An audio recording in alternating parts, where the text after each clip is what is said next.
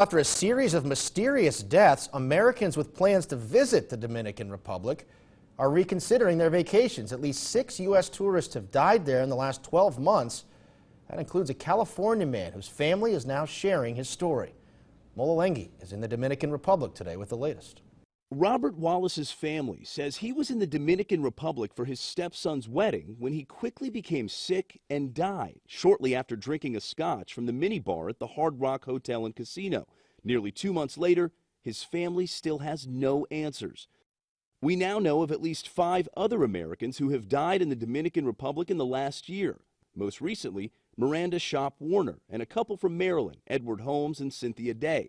All 3 died at Bahia Principe hotels. Preliminary autopsies released by Dominican authorities say they all had fluid in their lungs and respiratory failure. Toxicology reports have not yet been released. There is something dirty at the bottom of all this. Felicia Nieves' sister, Yvette Monique Sport, also died at a Bahia Principe resort.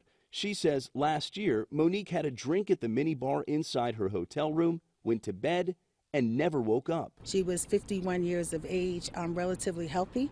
No reason for her to go on vacation and just die so suddenly. Don't worry about the fear factor, worry about the common sense factor. CBS News travel editor Peter Greenberg says people should always ask several questions of a resort before traveling to the DR, including what kind of chemicals are used to clean rooms, how often are the mini bars inspected and restocked, and how can staff ensure the drink labels at the mini bar match what's inside. When you look at the sheer number of people who are vacationing there, and then you look at the number of incidents, the numbers are overwhelmingly in your favor, but that does not prevent you, or shouldn't prevent you, from asking some basic common sense questions. The Dominican Republic is among the most popular travel destinations for U.S. tourists. Dominican officials estimate around 2 million Americans visit the island each year, and they insist it's safe. It was pretty much like a no-brainer. Marcy Hudson told us she and her boyfriend recently canceled a trip to Punta Cana.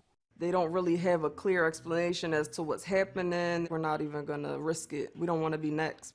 The Prosecutor General's office here in the capital of Santo Domingo is still investigating. The Prosecutor General told local media this week that the country is safe and secure, but definitely still has its challenges. Meanwhile, the resorts involved say that the deaths are not connected and that all of their staffs practice the appropriate protocols.